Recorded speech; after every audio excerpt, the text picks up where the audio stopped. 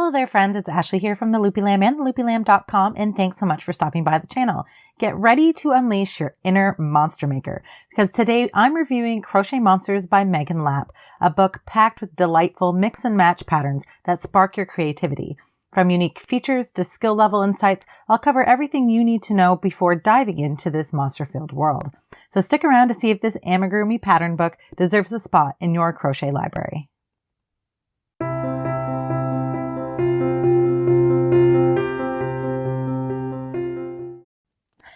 So before we dive into the book, let me tell you a little bit about the author. Megan Lapp is the creative genius behind Crafty Intentions patterns, and she is known for her whimsical and colorful designs.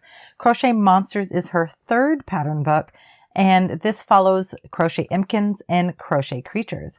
Her signature playfulness really shines through, and I love that you can see that in all of the monsters she's made for this book. So think of Crochet Monsters as a choose-your-own-adventure book with Amigurumi.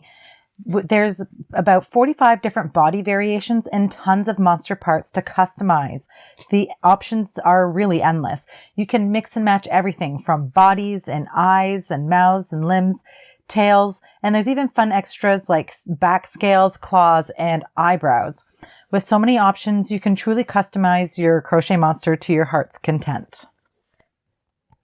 One feature I really appreciate is that each section starts with a photo gallery of all of the options, making it really easy to choose the perfect parts for your monster. Plus, there's a really thoughtful monster planning sheet included at the front of the book. So that way you can jot down your selections and their page numbers. It's super handy for keeping track of all your monster details in one place. You could definitely photocopy this or replicate this on your own for use when you're making more than one monster. The visual layout of the book is quite dense, with each page packed full of images and instructions. It can take a moment to orient yourself. The finished monsters are beautifully displayed with recipes for each look. So we've got some here, and it tells you which parts were used in each monster. There's no list, however, for the specific yarns that are used in the patterns, and I personally find yarn details really helpful when I'm wanting to recreate a particular monster or a look. So I really missed having that in the book.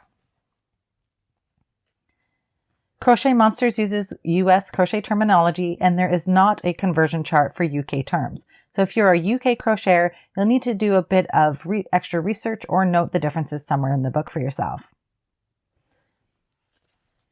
Here at the beginning of the book, there is a glossary of terms that explains the different stitches and symbols that are used, but it's all written. There's no photos or visual aids for this section of the book. Some patterns include links to helpful video tutorials on YouTube, which is great for visual learners. However, a few parts were tricky to understand in this section here, and so I did find myself rereading these sections. Something to note is that the abbreviations at the beginning of the book aren't immediately explained in the glossary, so it can be confusing because they could happen. An abbreviation could be used before you've actually seen that term explained.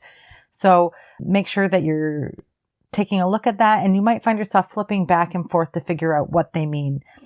And also something else to note is that not every stitch or technique is covered in this section here. It's a good idea to keep some post-it notes handy and read through your patterns fully before starting. The book does not cover beginner basics like tension tips or troubleshooting fabric holes for amigurumi or anything like that, so it's definitely geared towards experienced amigurumi makers. I'd classify this book as an intermediate to advanced level book. If you are a beginner and you might want to start with some simpler projects to build your confidence and your skill set before tackling these monsters. Overall, Crochet Monsters is a fun and playful collection for amigurumi enthusiasts who want to create unique, colorful monsters. I'd recommend this book for experienced amigurumi makers who enjoy customizing their creations and experimenting with different amigurumi parts. If you're new to amigurumi, I recommend practicing with a few simpler toys first and then coming back to this book when you're ready for a creative challenge. I hope that you enjoyed this review. If you found it helpful, please give this video a thumbs up and don't forget to subscribe to this channel for more crochet content like reviews, giveaways, and free crochet patterns and tutorials. If you have experience with this book, please share it in the comments below so our community can learn from your experience as well. Thank you so much for watching, friends. Happy hooking, and I'll see you next time.